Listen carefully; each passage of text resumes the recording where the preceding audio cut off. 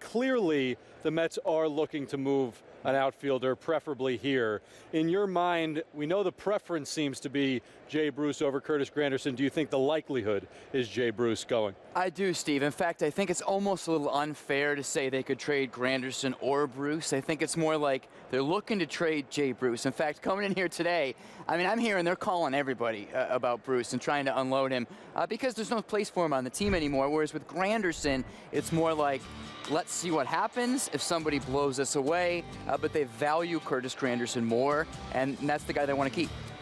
Well, I mean, you have two similar situations here, right? You have one guy in Granderson making $15 million. One guy, Bruce, is making $13 million. Both guys can hit you 30-plus home runs. Granderson gives you a little more flexibility in center field. Sandy said today that his preference was to keep Granderson. You know, he wasn't like hiding the cards there or anything. He was pretty much telling everyone, yes, we would like to have Granderson, and that means that Bruce is going to be on his way out. He didn't come out and say that, but that's obviously the preference, as Andy stated. But it's going to be hard, like those guys mentioned back in New York. These guys make a considerable amount of money, even for guys that hit 30-plus home runs, so I think it's going to take a little work on the Mets' part here. When it comes to the teams that are interested, you mentioned, Andy, that they're calling everybody, but who is taking those calls and saying, hey, we'd like one of these guys? Right. Well, specifically, Steve, the Mets were talking to the Tigers before the World Series was over. There was already some thought there that there might be a fit, so that's something I would keep an eye on. The Orioles are a team I can say on air here, I don't know has been out there yet, that they've talked to a little bit.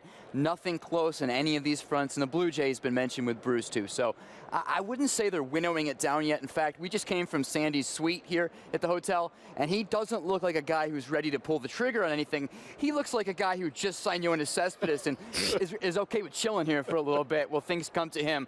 So don't stand by on this, but those are some teams in the early going where there have been conversations. And it is interesting. Those are all American League teams, and there is a belief that Jay Bruce could also fit a classic DH mode as well in the American League. When you look at what Andy just said, clearly there's no extreme urgency, but what would you think is the time frame to get this deal done? Well, again, Alderson said this afternoon that he characterized these conversations preliminary was the word that he used. So it's kind of scoping out the market for these guys, making calls.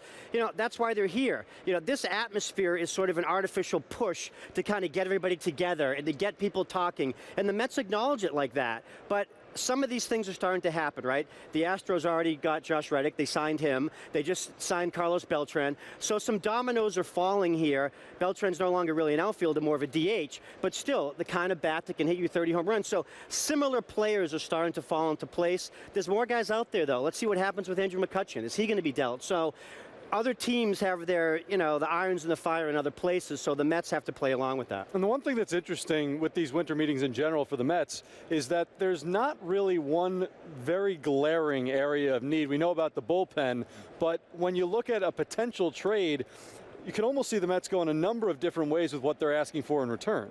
Well, what I'm hearing from Mets people, Steve, and you guys may be hearing the same, is that they're not looking for a specific kind of player. They're looking for best player available, good deal. Now, I will qualify that. What I'm hearing from other teams is the Mets are calling and saying, you got any relievers? Mets guys, I do call around. I double check your work, and I think that they would. There's some truth to both of that. They'll see what unfolds, but you mentioned bullpen, Steve, and so do the Mets.